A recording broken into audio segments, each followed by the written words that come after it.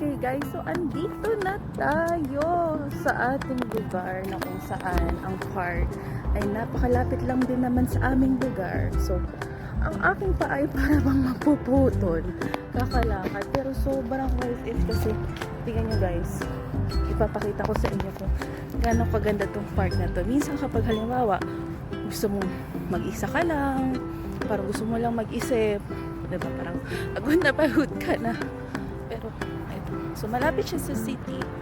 Ayan, yung mga building na yan, diba, so diba pinapakita ko, pero makikita nyo ba yan? Pero aside from that, makikita niyo yung mga building na yan is sobrang daming puno dito.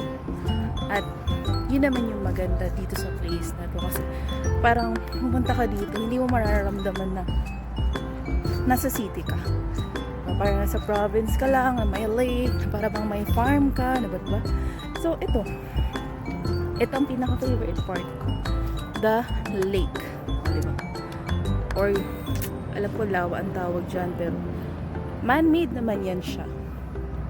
So ganyan. Tapos may mga activities siya na pwedeng gawin, like for example, mag-rent ka ng mga boat, like yan, ayan yung ginagawa nila, nag-rent sila ng boat na parang ganyan. Ayan, pero mamaya ipapakita ko sa inyo yung parang mas malapit na part, kasi ito ay nasa front pa lang ako. So iikutin natin yan. Okay? At ang pawis ko ay, sorry na sa pawis ko. Bye!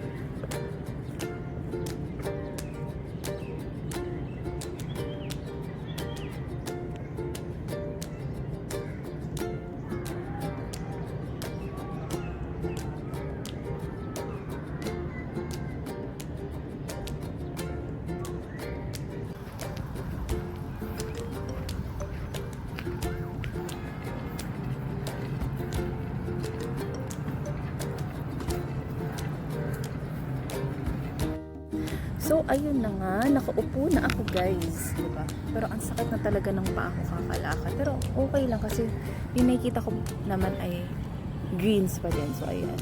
Ayan, may mga greens pa din dito and everything. And so far, parang uulan na din siya. Ayan. Pero, wala namang kaso kahit umulan dahil may mga silungan naman.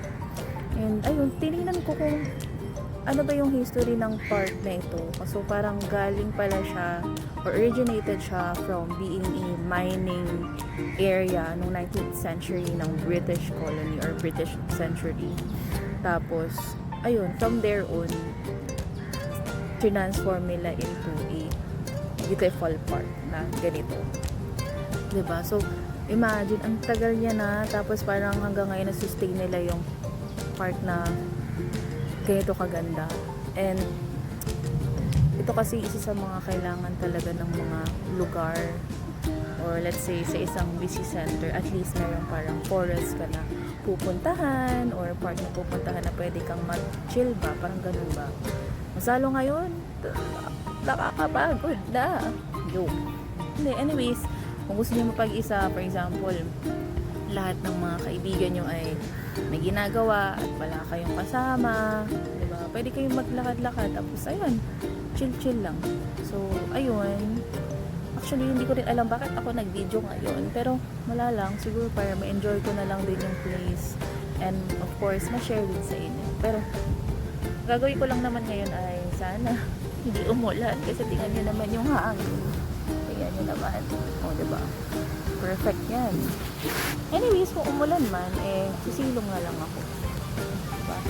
So, mamaya kung may mga, actually so far, yun na lang din yung clips na share ko, but ayan, so ang hirap din pala mag-video, no, pag pag hindi ka sanay na para bang nakakahiya. Ay, hiya ako talaga na pag gusto mo mag-video, hayaan mo lang silang, hindi ko naman sasabing tinitingin yung mga tao, pero pag hindi ka sanay mag-video, parang ang awkward niya. Pero anyways, face your fears, mga ganun ba?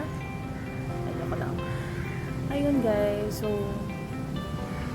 very sobrang lang tong video na to, pero nauuhaw na talaga ako guys. Wait lang, sobrang nauuhaw na ako. Wait lang,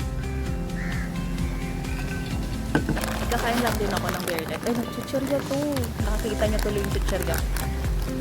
Pero yan, pero may mga nagbabike pa rin, in fairness kahit magbabadya na yung ulan, pero sana hindi umulan. So yun, kain. Pero ayun, so sa susunod kung may mga pwede pa akong puntahan, i-video ko lang para at least ma-share ko sa inyo kung saan ako nagpupunta, para at least makita nyo rin kung ano yung, diba, other side of world aside from sa mga office, sa mga trabaho na ito, hindi ka naman kailangan gumastos like, binastos ko lang dito pamasahe, tapos konting food, ayun lang, diba? So hindi mo naman kailangan sobrang mag-spend ng sobra para mag-enjoy or mag-relax, diba? Kahit punta ka lang sa simpleng park ka na, carry na yun. Anyways, ang haba na ng video na to, so go. Bye guys, and thank you so much for watching.